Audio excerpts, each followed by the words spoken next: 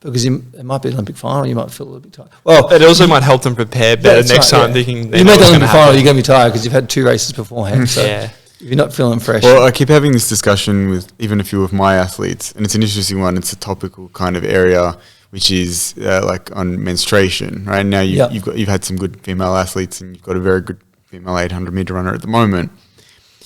But I always say to them, you can't buy into the narrative that your cycle is having a huge influence on your performance, right? Not because it doesn't influence, it does.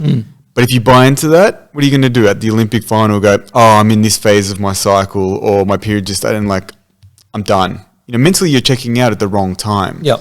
And I think it's a really interesting concept of, as you said, turn up knowing it's going to be hard. So if you get used to that idea of it's going to be hard, or I've got a tough session or a fast session or whatever, you come ready, you know that that's what's going to happen. Yeah, I agree. And I've seen athletes coaching themselves that make a mistake of, I feel tired, I'm going to make the session easier. Because a classic athlete I think of is Alex Carew, who was always turning up tired, and he was changing his session. He never do the really hard sessions. And sometimes the best thing about having a coach is making you do it. Like I feel tired, well, bad luck. You got to do it.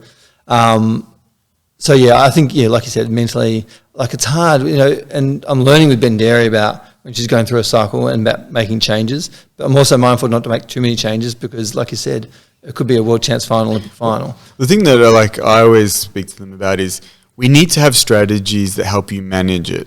Yep. Right? We can't eliminate it, right? And we can't pretend like it doesn't influence, but we also then can't buy into the idea that we have to change everything because of it. Yep. Right. So if it's about pain management, if it's about hydration, if it's about these things, I think it's really important that you have strategies, right? And are you going to feel amazing? No. But as you said, walking into the Olympic final, I'm sure Pete wasn't saying, oh, I feel, as fresh as I could possibly be. He's run 144 twice in the heat and in his semi. Like, he's tired. That's right. He's probably pretty excited and there's a lot of adrenaline. So, maybe he doesn't feel that. But is he actually completely optimal in the third one? Probably not. No.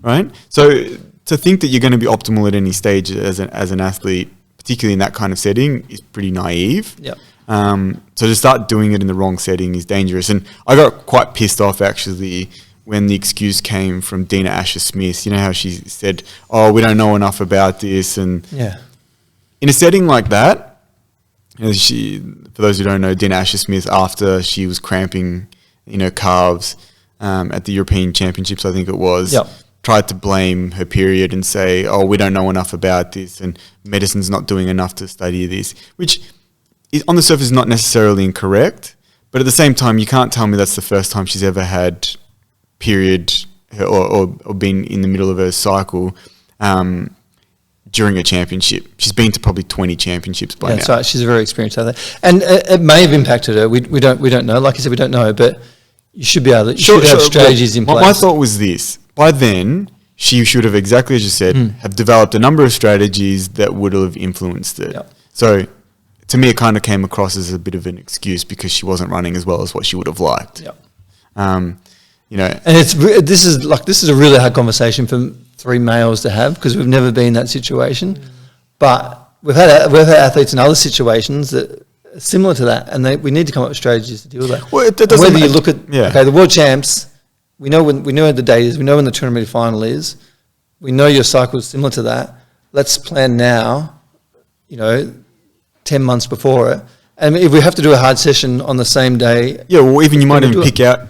Yeah. Like, all right, you find that day one's hard. Yep. Okay.